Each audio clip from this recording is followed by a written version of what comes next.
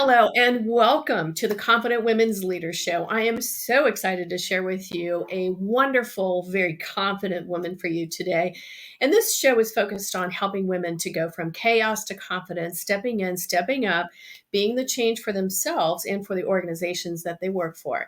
We believe that confident women leaders are changing the world. My guest today is Sharon Weinstein. Sharon, welcome to the Confident Thank Women you. Leader Show. Thanks for having me. I'm delighted. Yes. And I want to give a short introduction to you, and then we're going to jump into some questions. Sharon Weinstein is the Chief Executive Officer of SMW Group LLC. She's a certified executive coach. She's a virtual speaker, a certified speaking professional, an author of 16 books, and she's a best-selling author, and she's one of my dearest friends. She specializes in workforce related issues, including service excellence, accountability and outcomes, engagement, and stress management. With over 3 decades of global healthcare experience, speaking, and most importantly, real life, firsthand experience, her view is extremely different.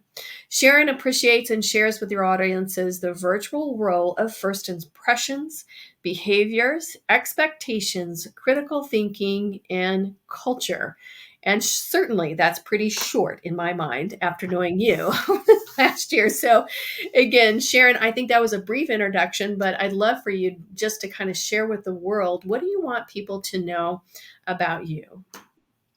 First of all, I was not always your confident person. I grew up hearing repeatedly, you'll never amount to a damn thing.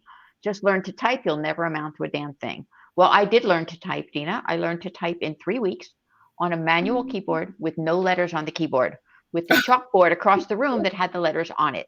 And I learned in 3 weeks to type 150 words a minute when I was tossed from the class because I was faster than the teacher. But what that taught me is that typing, or keyboarding as we now call it, can be a lifelong skill. And that if somebody puts a challenge in front of me, I'm going to go for it. And so I think that you too embrace that concept of go for it. If we don't do it, we'll never know. I, for one, have always used my nursing platform, and I was fortunate to be a nurse by my 21st birthday. I have always used that nursing platform to spur my growth. While some people say everything I learned in kindergarten, I would say everything I learned in nursing school. Yes. And, back you're thinking about, years ago on your 21st birthday, when you think about all of the things that have evolved over these last, a few decades, when you talk about, this confidence and what was that like for you, and how did you step into that, knowing that, you're pretty much in a very male dominated world?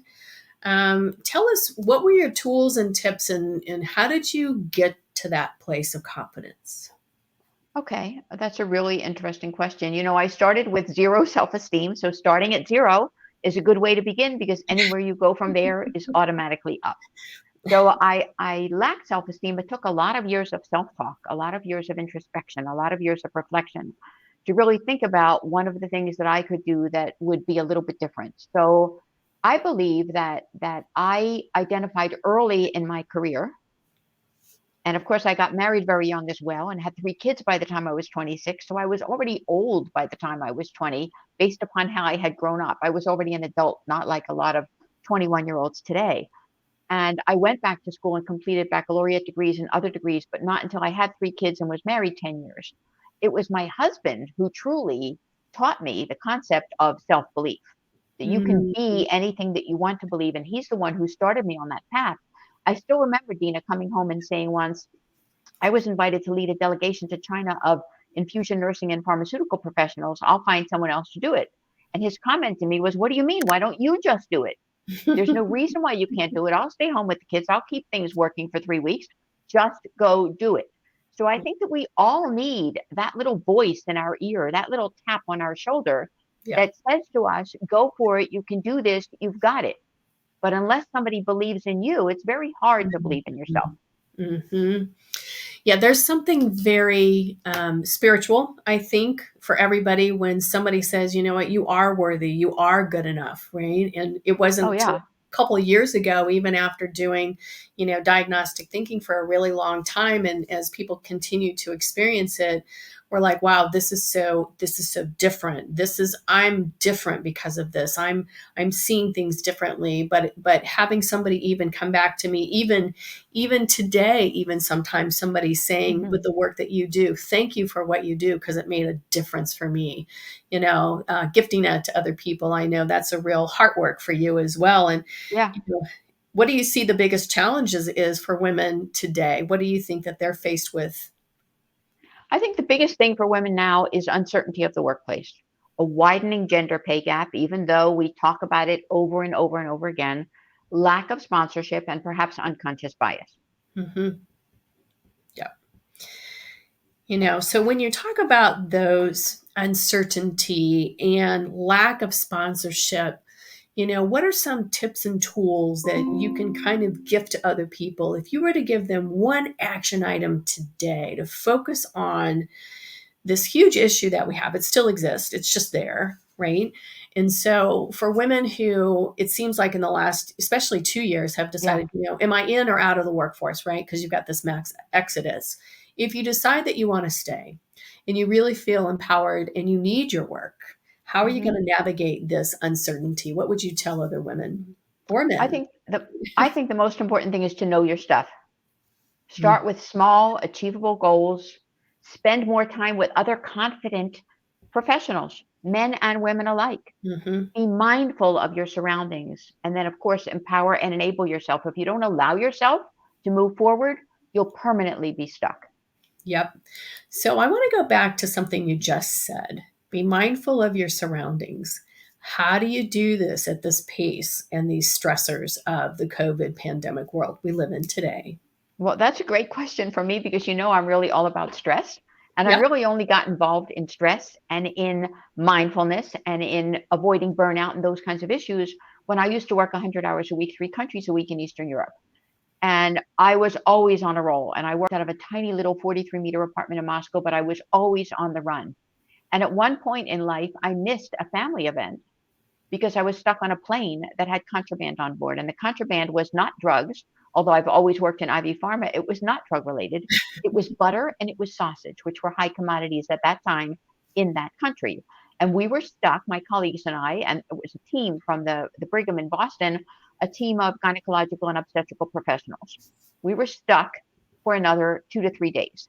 We finally found a way to get out of country, going through Ukraine and then traveling to Western Europe and then going to the United States. But by then the party was over. I had I was clueless. I just thought, what am I going to do? I'm never going to let this happen again. And a light bulb went off. It was that aha moment that made me realize, man, if you don't get a life, you're never going to have a life. And it was at that point that I decided to really work on the concept of stress and crisis and how allowing time for self care and for self management and for self talk and for knowing ourselves for things like mindfulness and awareness and mind, body, spirit, all of those kinds of things that really evolve and go into a picture that allows us to be whole. Because if we don't take care of ourselves, no one will take care of us. And you and I know, Dina, in ancient Chinese medicine, they talk about women in particular, as being from the earth element. There are 5 elements, and women are earth. What is earth? Earth takes care of everyone before they do anything for themselves. The dishes are done, the laundry is done, the lunches are packed, the Yep. meals are done, everybody's computer connection is connected for homeschooling, everybody has their space for independence and social distancing, even if they're working from home remotely. But Right. everything is done by that person who does for everyone else rather than for herself. Yep. I decided that if I didn't do that for myself, no one was going to do it for me. Yeah. Isn't that just profound? And how many years did it take for you to get to that point? That point, I think that the aha moment came when I was maybe 45. Yeah. That's ridiculous. Right. So you're looking at 20 years, and I'm in the same boat. Yeah. It kind of went through my daughter when she's now 32, in fifth grade. I was doing a lot of moving and really pressing and trying to figure out how I can move and grow. And, obviously it continued to be a breadwinner. And she said to me, she said, when am I going to be more important than your work? And I was like, oh, Oh, I was okay. like, it was like somebody stabbing in your heart. I'm like, there is nothing more important. Well, she goes, I don't feel that way. And I Exactly. was crushed. I was like, holy smokes. Well, and I did. I quit that job and I went to a different job. I made some arrangements, but it's really funny how we get caught up in this Oh narrative that yeah. we have and what we do to feel like we have to be successful. So, what I heard you say is really in the time of uncertainty, in looking about how you can create opportunity for yourself, you're going to have to really decide what you What's need, important? What matters? what I matters. had a similar experience to the one with your daughter when my kids wrote me a message and said, "We're not talking to you anymore. We're only talking to dad because we can hear you when you're talking to us, multitasking and typing in the background. Yeah. When we talk to you, put it away, put it down, and Yep. focus on us." Yep. Yep. And it's got to come from somebody you love the most, right? Exactly. Um, Exactly.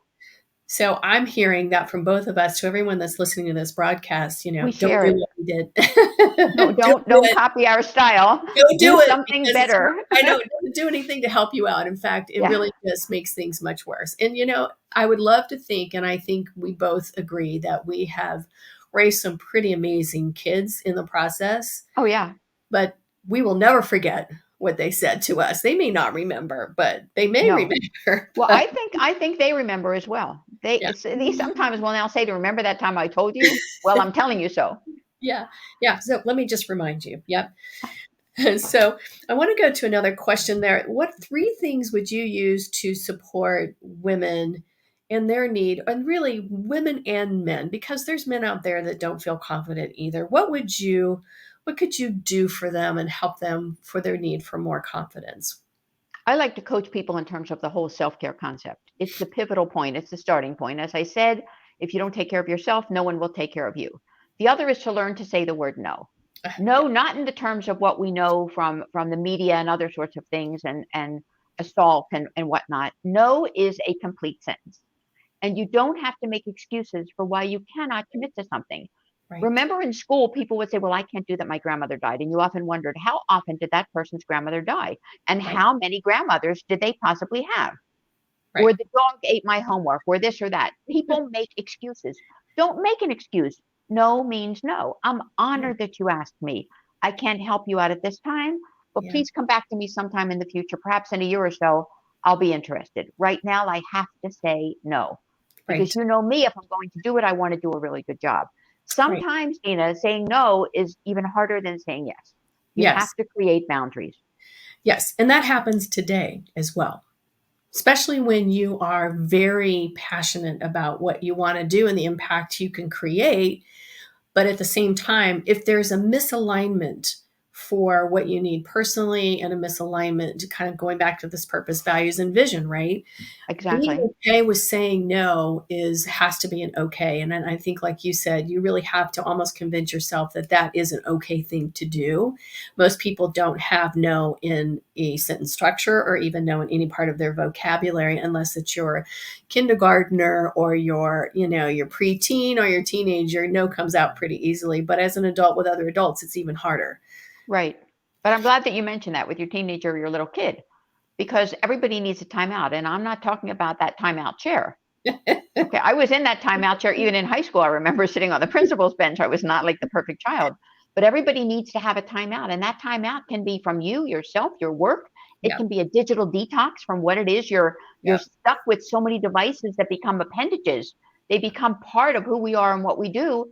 There is a time to put it all away, take a deep breath, read a good book, go back to a paper bound book, Yeah. read it. It doesn't need to be online. Right. Hydrate, take care of yourself, get a decent amount of sleep, and start to feel good about who you are and Yeah. what you bring to the table. Yep. I love that. And it takes a lot of affirmation daily. It's not a once a week thing. It's a constant thing, I think, for Right, most right. people. Right. You have to I wake think that, up with that. well, I think everyone should create a daily affirmation Yep. I love that. and I repeat love it that. every single day. I am who I am and I love who I am. I It's a love that. great way to start. I love that. I love that. That's wonderful. So, what is your best advice for women when they are fearful for asking for what they want? Because there's a lot of fear around that. Some of the fear that I've seen is they fear being disliked, they fear being told no, they fear that somebody might not like them. How do they overcome the fear of asking for what they want? That's interesting, Dina, because we all have fears. I remember when I was learning to play golf and we approached a hole that was a water hazard. And my husband said, "How are you going to manage that water hazard?" And my comment to him was, "Water? What water? I don't see any water." And I went and hit the ball and it went over the water because I knew in my mind that there was no water. So my first advice would be fearless and bold. Taking risks is part of being you. It's okay to make a wrong decision for the right reasons. Say yes, but again, also know when doesn't work for you, when no doesn't work for you, Yeah. Yeah. and create those boundaries. To me, you can remove those fears, you can move them aside, you can cross the Mhm. ocean, you can do whatever you need to do, but you need to be able to be willing to take a risk and to know yourself well enough to know, I know in my mind and in my heart Yeah. that I know what I'm doing and I'll have a good result. And guess what? If I don't, if Right. I flub, it doesn't matter. We've all failed at one time or another. But Right. when we learn from those mistakes and we move on from them, that's when we empower ourselves and others to Yeah. take that as an example and move forward. Yeah, and I think you bring up a really good point. I want to take that a little bit deeper because this is, I think, where people get stuck. So if you've stepped across and you've tried something and maybe that didn't work out really well, maybe it rubbed somebody the wrong way, kind of coming back in and saying and coming back to the plate of, hey, I want to circle back around, I feel like this might have caused this. This was not my intention. This is what I want for us, and I want to make sure that we can continue to, one, have that relationship, but continue to ask for what you want and you need, and really alleviate the fear of taking a next step because it may be wrong when, and on the other side of it, it may be something really great. So it's almost giving yourself a plan B. Let's just say you made a bad step. Well, then, okay, well, you can readjust that really just based on what I learned, sharing it with what you learned, but also helping people to see that, you're not attacking people personally for a decision you've made or something that might have affected them, but how can you find that win-win? Right. It's the It same allows you. thing. Go Oh, ahead. I'm sorry. It's the same thing as when we're learning about giving feedback, and it's not about the person, it's about the process. Yeah. So you're right, never attack, and we all make mistakes. I'm sure Yeah. that I have, and maybe you have, and others Oh, have yes. offended somebody at some Yes. time in Yeah. their professional lives. There is no Yep. question. But you're right, taking a Yep. big picture, Yep. taking a deep breath, going back and looking at it. I remember early in my career, I used to use a method where I would type up my response to somebody. I would lock it in the drawer after I printed it out and let it sit overnight. I would Yep. take it out the next morning and think, do I really want to send this? Yeah. And the answer was 99% of the time, no. I had to revamp the entire thing and my Yeah. approach and Yeah. make it more collaborative and make it more interactive and create an opportunity for the Yeah. other person to also feel as if they had a win, an opportunity Right. for a win. That's Yep. what we want. It's Yep. okay to make mistakes. It's how we deal with those mistakes. Yep. And I think it's really important too that the person that you're having conversations with, and it could be something that you really need to have their influencing power within your organization, is really coming to that place of really getting them to understand your intent. If there's positive intent behind a bad decision or a bad action step, or maybe even a not so great outcome, is really understanding that, there wasn't any ill will involved. And it really truly No, is about, one, I need to learn something. Number two, I'm trying to make it better for everyone, however that may be. But going back to frame that up is going to be, I think, an important step, right?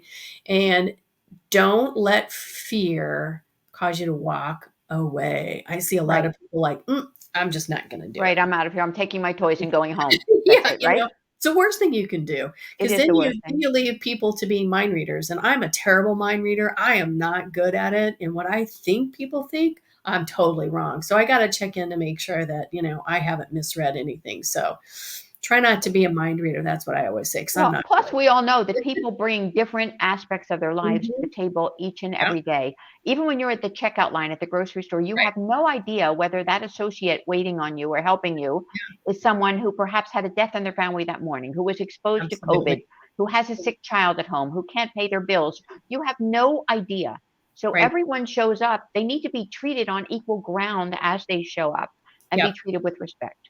Yep. Yep, I love that. Part of That's that is showing up yourself as a leader. I think that's part well, of it. that's the biggest part. I see a lot of people, like I say, they have a fear of even addressing the issue, right? But we've got to step into that because relationships really matter. And we don't want people coming up with their own narrative or dialogue about something that could be totally off the grid, right? And that's Exactly. where a lot of, frustrations come in organizations. The next question for you, Sharon, is what books, blogs, or podcasts do you listen to?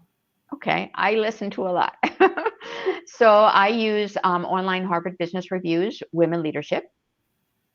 Ah, good. Because I came out of the Kellogg School, the management school, I use the Kellogg School podcasts, and they are exceptional. They also have newsletters that are exceptional, but the podcasts are so enlightening and so powerful, Yeah. and they really move me. It's a weekly kind of a thing with me, and I totally love it. I Yeah. like to listen to and watch the TED Talks on women's leadership. Yep. And then Becker's, the magazine that comes out, the online Yep. program for the healthcare industry, they have Yep. a women's leadership podcast that always has incredibly meaningful dialogue, and I like to listen to that as well. I love that. I just got their email, so I'm always looking at seeing what's going on in the healthcare. It's Exactly. kind of like the what is it? The New York Times, or we just need to Right. get the information straight. Becker's gets it right. Yeah, Yes. they do get it right, They number give you one. the And full. number two, since about 75% of my business is in the healthcare space, Yeah. it's really important to me. And a lot of the people who Yeah. they highlight and what they're talking about are people with whom I'm familiar. And Yeah. so I feel really engaged with that Yeah, process. very connected to it. I think it's incredible. My husband, he's the CEO of a hospital, and he sent it over to me, and I'm like, I love this. This is great information. So if you don't have it in your healthcare, get that, Becker's. Final question for you, Sharon. If you could go back and do everything all over again in your life, what would you tell your younger self? So if I could have a rewrite, okay, which is what this really is, rewrite the narrative, rewrite the show, rewrite how you started out in life, I would say, A, choose your friends wisely.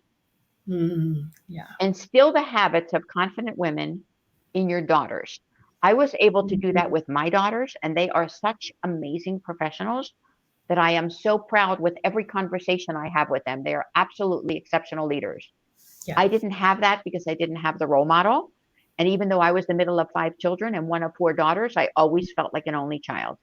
Yeah. My mother instilled nothing powerful, positive, or appropriate in me. And so I felt as if I had to go it alone. So instill the habits of confident women in your own daughters, and don't be afraid to go it alone. Much of my life, I was going it alone. Yeah. And then I think that it's really important to lead with compassion, to reassess yourself and your beliefs, Mhm. certainly to make sure that you make way for working parents. I think that Mhm. that's important. We don't all accept that other people have challenges that we Yeah. couldn't begin to understand how to face. Be mindful of everyone else's needs, not just your own. So I Mhm. like the concept of self-respect and self-awareness, but I think it's also to be mindful of those around you and be an ally for people. Yeah. Yeah. I love that. One of the things I want to go back to something, and I know that, you talk about your career and, not being there for your children. But on the flip side of that, our children watch what we do. They see what Mhm. we've done. And even though we feel like we miss the bus on some days, Oh, but yeah. some of those things for these parties, these things that we've missed, they also saw strong women. So I want to appreciate who you are, Sharon, and being that strong, confident woman and giving us all the ability to kind of look through the world through your eyes. I appreciate your confidence and your abilities in coaching and your friendship as well in what you do in your life. Likewise. Yeah, thank you. And I will note that my first two mentors were male. Yeah. One, I was 14 years old and I did the accounting for an accountant. I had to, Yeah. to take 3 buses to get to his Yeah. office, and I Yeah. worked every Saturday, and he taught me how to Yeah. use 10 key adding machine by touch. And I think he was the accountant for every bar on the street Yeah. corner in Philadelphia because everything was in a shoebox. So it Yeah. was very, very Yes. crude, very preliminary, very primitive, if you will. But he was the one who wrote my recommendations for nursing school. And then Yeah. another Oh, individual who mentored me was a chief of pharmacy who is yeah. still one of my dearest friends. Yep. He I had used to the tell me I same did something wrong, and he said it in such a nice way I could thank him. too. We don't Well, often get that. Yeah. And if you don't ask, and if that had not had happened for me when I went to the vice president, I said, I want to do this next, but I need your help to get there. Will you help me Hmm. do this? I was off and on to another opportunity in 2 weeks. So it can happen, Oh, but of course it can. you have to Yeah. be able to ask for what you want and what Yeah. you You need. need to ask. If you Yeah. don't ask, you don't get. We all know that. Right. That's the story of my Exactly. marriage. And I guess what? proposed, I'd still be waiting otherwise. you know, and you know what? If no's no, then there's another way to Yeah, find there's another way. right. There's another way. Absolutely. So, Yeah. Sharon, thanks for joining the Confident Women Leader Show. I'm hoping some of this, hits home for all of you.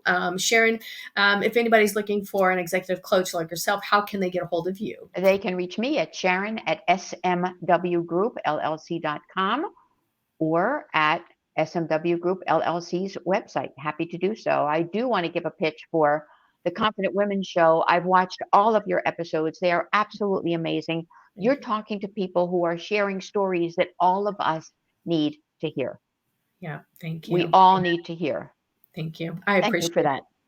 All right. Make it a great week for everybody. Go out there and ask for what you want. Go fearless Exactly. and make it happen. Thanks, Sharon, Thank and you. I will see you soon. Take care, Thank everybody. you, Dina. Thanks, everybody. Bye bye.